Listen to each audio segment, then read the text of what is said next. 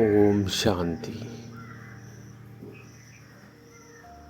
மம்மாவின் மாதம் வந்தாலேயே ஏதோ என் மனதில் புது உற்சாகமும் தூண்டுதலும் ஏற்படுகின்றது. எனது ஆன்மீக முயற்சியின் வேகம் தீவிரமடைகின்றது.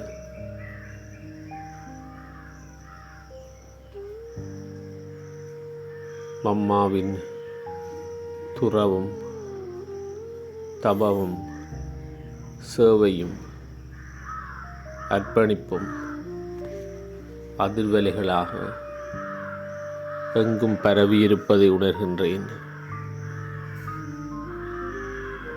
ஏதோ இனம் புரியாத ஆன்மீக ஈர்ப்பும் ஆன்மீக போதையும் என்னுள் அதிகரிக்கின்றது.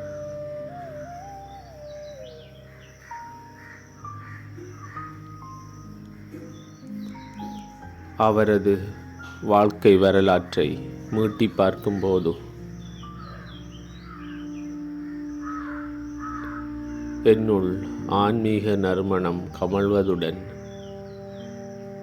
அவரது வாழ்க்கை என் கண்முன்னே காட்சியாக தோன்றுகின்றது.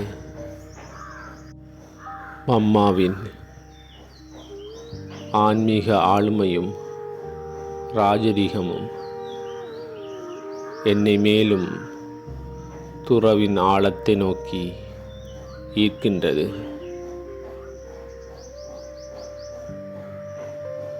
மம்மாவை காணும் ஆவல் என் மனதில் அதிகரிக்கின்றது. அவரது பிரசன்னத்தையும் திருஷ்டியையும் பெறும் ஆர்வத்துடன் சூட்சுமலோகத்தை நோக்கி பறந்து செல்கின்றேன்.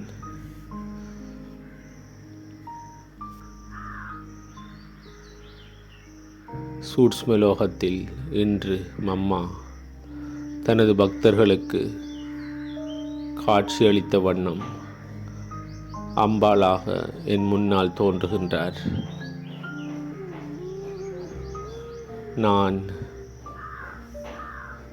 மம்மாவின் தெய்வீக காட்சிகளைக் கண்டு ஆனந்தமடைகின்றேன். மேலும் நான் மம்மாவை நெருங்கிச் சென்ற போது மம்மாவின் பல தெய்வீக ரூபங்கள் என் கண்முன்னே காட்சியளித்தன. அந்த ரூபங்கள் மம்மாவின் ஆன்மீக சக்தியையும் தெய்வீக குணங்களையும் என்னை அனுபவம் செய்ய வைக்கின்றது.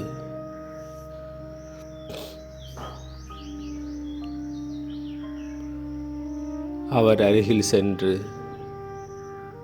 மம்மா என அன்புடன் அழைக்கின்றேன். மம்மா, உலகத்தார் உங்களை தாயே என்று அழைத்தும் தள்ளியே இருக்கின்றார்கள்.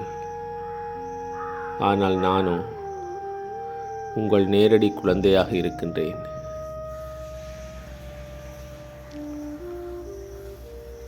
உங்கள் குலத்தின், உங்கள் வம்சத்தில் ஒருவனாக இருக்கின்றேன்.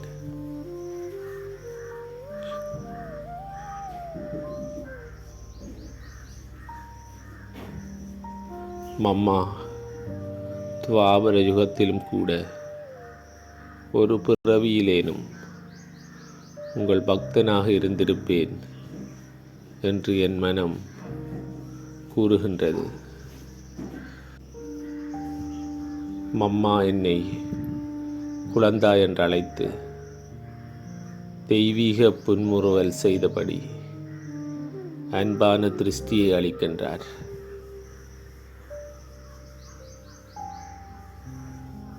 என் இதயம் உலகத்தாயின் தாய் அன்பினால் நிறைந்து என் கண்களில் கண்ணீர் முத்துக்களாக வெளிப்படுகின்றன.